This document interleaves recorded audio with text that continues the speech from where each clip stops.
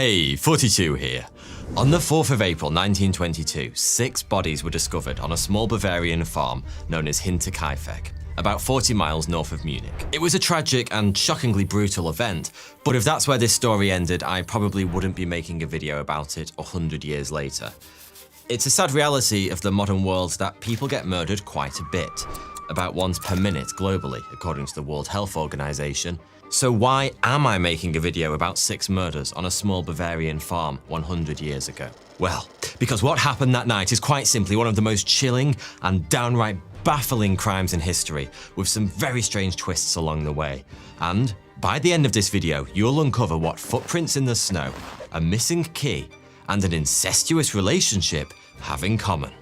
But first, I want to ask you a question. What would you do if you heard strange noises coming from your attic? Well, that's exactly what Hinterkaifeck Farm's live-in maid reported about 6 months before the murders. Old farmhouses aren't exactly known for being quiet places, but these sounds were different, disturbing even. Footprints, scratching, tapping. It was almost as though someone was secretly living in the attic. That someone, if he or she ever existed, was never found, but the maid was so frightened she quit her job on the spot, never to return.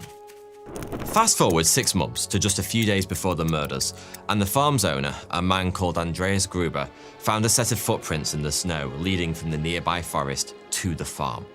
Again, a search of the premises didn't turn up any mischievous murderers playing the world's least funny game of hide and seek, but they didn't find any footprints leading away from the farm either. That night, the entire family heard strange noises coming from the attic, and the following day Andreas Gruber noticed that one of his house keys had gone missing. More on that in a minute. Skillshare is the largest online learning community for creatives, with thousands of classes led by industry pros across film, illustration, design, freelance, productivity, and more. This new year, invest in yourself and your goals by starting a learning journey on Skillshare to take your career, your skills, or your side hustle to the next level. If you're not sure where to start, then Skillshare has designed learning paths to help you get from novice to pro in no time at all. Learning paths are curated sequential class collections to master a specific skill or competency. With learning paths, you can know exactly where to start your learning journey. Skillshare has curated high-quality content in the category of your choice, so you have clear direction to achieve your goal, and you'll discover new-to-you teachers. Each learning path is curated by category and includes classes from a variety of teachers to help you discover new industry pros to learn from. Recently, I've been trying to level up the animation in our videos, so I've been following the learning path, go from idea to finished animation as a beginner. It's been an absolute blast and a game changer for my animation skills. For me, following a learning path instead of blindly choosing a course ensured that my learning was efficient and directed. The first 500 people to use my link will get a 1-month free trial of Skillshare, so don't miss out. The link's in the description, and a big thanks to Skillshare for sponsoring this video. A few days later, on the 31st of March, Maria Baumgartner arrived at Hinterkaifeck. She was to be the Gruber family's new maid. You know, to replace the one that quit her job in terror 6 months earlier. Yeah, I'm guessing they didn't mention that in the interview. We've all heard horror stories about bad first days at work. You might have one or two yourself. But I don't think anyone can top Maria Baumgartner's, because that very night, she and all 5 of her new employers were brutally murdered. Exactly what happened is still unknown, but from what we can tell, the murderer hid in the barn, then somehow lured 4 members of the Gruber family to his location, one by one. Andreas Gruber, his wife Kezia, their daughter Victoria Gabriel, and her daughter, also called Kezia, were later found dead on the floor of the barn. Their bodies were stacked on top of each other, one by one. From there, the killer moved into the farmhouse, where he murdered the new maid in her bedroom. 2-year-old Josef Gabriel, Victoria's youngest child, was found dead in his cot. All 6 of the victims were killed in the same way, bludgeoned over the head with a blunt object. So far, so horrific, and combined with the noises from the attic and footprints in the snow, it's all pretty bloody weird too. But what happened next is stranger still. It was 4 full days before the bodies were discovered. That in itself isn't particularly surprising, the farm was relatively remote, But what is surprising is the fact that several witnesses reported seeing signs of life there in the days after the killings. The evening after the murderers, local carpenter Michael Plockel passed by the farm on his way home from work. He remembered seeing smoke coming from the chimney and a man carrying a torch walking around the yard. 2 days later, mechanic Albert Hoffner spent more than 5 hours on the farm fixing a diesel engine. Andreas Gruber had booked the appointment the previous week. Hoffner didn't see a soul whilst he worked, but when he left, he did notice that someone had opened the door to the barn and tied up the family dog near the front door. Police would later find that, in the days after the murders, someone had been tending to the farm's animals, milking the cows, feeding the dog, that sort of thing. There was also evidence that meals had been prepared and consumed in the farm's kitchen. Considering all members of the Gruber family were well and truly dead at this point, there's only one real conclusion we can come to here. After murdering 6 people in cold blood, the killer continued to live on the property with his victims for 4 days, just being a farmer. The things people did before Stardew Valley. Okay, it's time to ask that most important of questions. What kind of sadistic maniac could have done such a thing? Suspicion first fell on the Gruber's closest neighbor, fellow farmer Lorenz Schiltenbauer. It was he, along with his friends Michael Poll and Jakob Sieg, who first found the bodies on the afternoon of the 4th of April. They'd gone to check on the family after realizing nobody had seen them for several days. Rumor has it Schiltenbauer was in a relationship with one of the victims, Victoria. But the real reason police suspected he was involved is because, according to official statements from Poll and Sieg, he'd acted really bloody weird when he found the bodies. The first course of action for most people upon finding 4 dead bodies piled up in a barn would be to throw up all over their own shoes. Not Lorenz Schiltenbauer. Nope. He decided to move them around a bit to get a better look at them. Apparently showing no particularly strong emotions, he then headed into the farmhouse, unlocking the front door with a key he produced from his own pocket. Poll and Sieg tried to stop him on the grounds that they shouldn't disturb any evidence that might be useful to the police, but Schiltenbauer ignored them and just went in alone. When the police did finally show up the following day, he was even kind enough to present them with what he thought was the murder weapon, a pickaxe he'd found in the barn. I can only assume he was either very naive or very, very guilty. He was later questioned by the police for obvious reasons, but he justified his undeniably odd behavior by claiming he'd been frantically searching for his son. And this is where things start to get a bit complicated. Well, more complicated. You see, the paternity of 2-year-old Josef Gabriel, the youngest victim, is unclear. His mother Victoria had been widowed 8 years earlier when her husband Karl died fighting in the First World War. That was a good 6 years before Josef was born, so who was the father? Well, according to Lorenz Schiltenbauer, he was. Or at least that's what he claimed after the murders. Beforehand, he swore blind that he wasn't, although it's possible he was just trying to get out of paying child support. Either way, there's another strong contender for Josef's father, Andreas Gruber. Yeah, that's Victoria's own dad. It was well known in the local community that Andreas and Victoria were involved in an incestuous relationship. They'd even been forced to deny it in court. Their accuser? Lorenz Schiltenbauer. I told you it was complicated. Schiltenbauer eventually dropped those charges, and it seems that they all kissed and made up afterwards. Sorry, poor choice of words there. But when he later asked permission to take Victoria's hand in marriage, Andreas Gruber refused. Yeah, I don't know why he wanted to marry the woman he thought was sleeping with her own father either. Basically, it's all one big incestuous mess, and we'll likely never know all the details. The important thing here is that there may well have been a pretty powerful motive for murder buried in there somewhere. Did Lorenz Schiltenbauer believe Josef was his, only to find out Andreas was really the father? It's certainly possible. Add that to the other evidence against him, and it isn't hard to see why Schiltenbauer was suspect number 1. But question marks still remain. Arguably, the most compelling evidence against him is the fact he seems to have deliberately tampered with the evidence when the bodies were discovered. But just think about it. If he really was the killer, he would have had a full 4 days to prepare the scene. It makes no sense whatsoever that he would have waited until there were witnesses to try and cover up his tracks. And if he really was Josef's father, which is perfectly possible, his actions that day actually make a lot of sense. because he would have been absolutely frantic trying to find his son. Seeing a pile of bodies in the barn, he would have had to make sure Josef wasn't amongst them. And after confirming the boy wasn't in the barn, he would have headed straight for the house.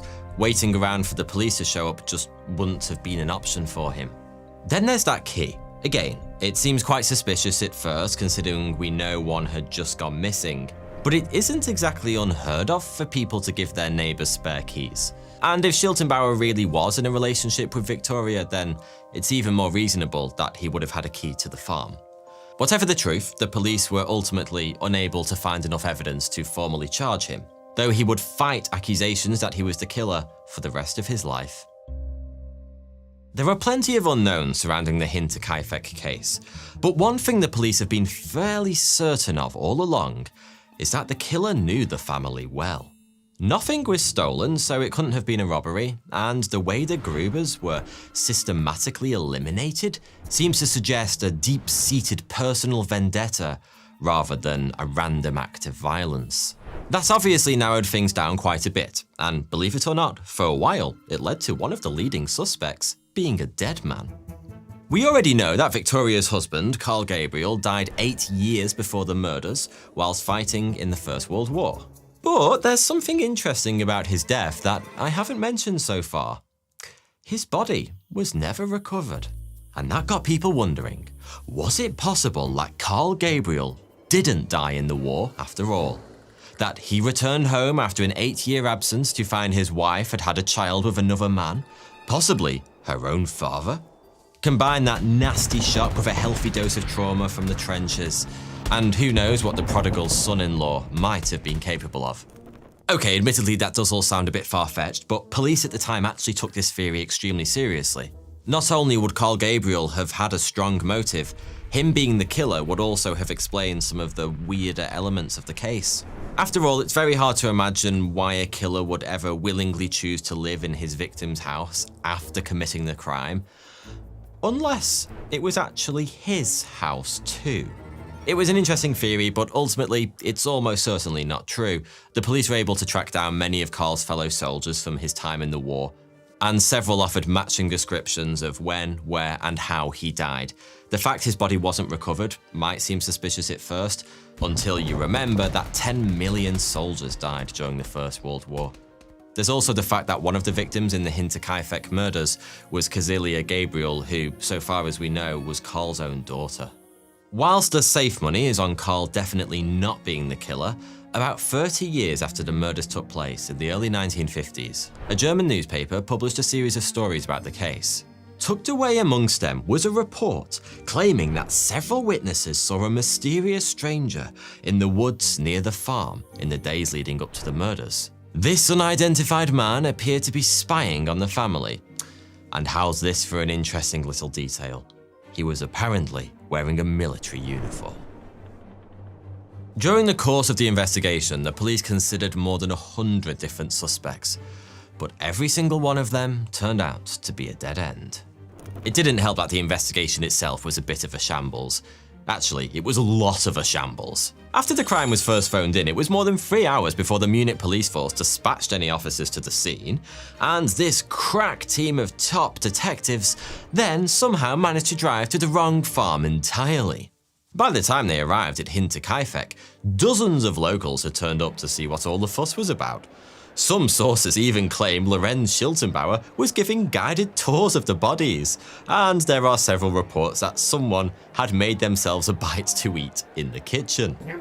Many of the forensic techniques in use today hadn't been invented back then. But even the ones that had weren't actually used. Fingerprinting was standard practice at the time, but for some reason none was carried out on Hinterkaifeck, and the detective inspector in charge of the case only spent half a day at the scene. Just 5 crime scene photographs were taken, and the property was searched so poorly that it wasn't until Hinterkaifeck was demolished a year later that the real murder weapon was found, a mattock that had been hidden beneath the floorboards on the ground floor of the house. Over the decades, multiple Munich police chiefs would have a go at cracking the case, but hampered by a lack of evidence, it remains unsolved to this day. Not that people have given up trying. In 2017, almost 100 years after the murders took place, American author Bill James and his daughter Rachel published a book called The Man from the Train, which investigates a series of apparently unrelated murders that took place in the US between 1898 and 1912. I say apparently unrelated because it turns out there were quite a lot of similarities between the crimes. In most cases, the killer murdered an entire family in their relatively remote home. He killed by striking his victims over the head with a blunt object, usually one he found at the scene. And he had a curious habit of stacking the bodies when he was finished with his bloody work. Sound familiar? The Man from the Train isn't about Hinterkaifeck at all, but the authors make the connection right at the end, and for a good reason. You see, the man they believed committed the murders in America just so happens to have been a German immigrant and ex-soldier called Paul Mueller. According to the book, Mueller's last American victims were killed in Iowa in 1912. By that point, the authors believed he'd murdered around 50 people, and they theorized that, worried the US cops were onto him, Mueller fled back to Germany. If that's the case, it's certainly possible that he was indeed the Hinterkaifeck killer. It's a genuinely intriguing idea. The details of these crimes really are eerily similar. The timelines roughly match up, and it's a funny old coincidence that Mueller was German. But the truth is, there's no evidence that he ever went back to Germany. Until we find some, this one's still just a theory. These days, famous cold cases tend to attract their fair share of internet sleuths, and Hinterkaifeck is no exception.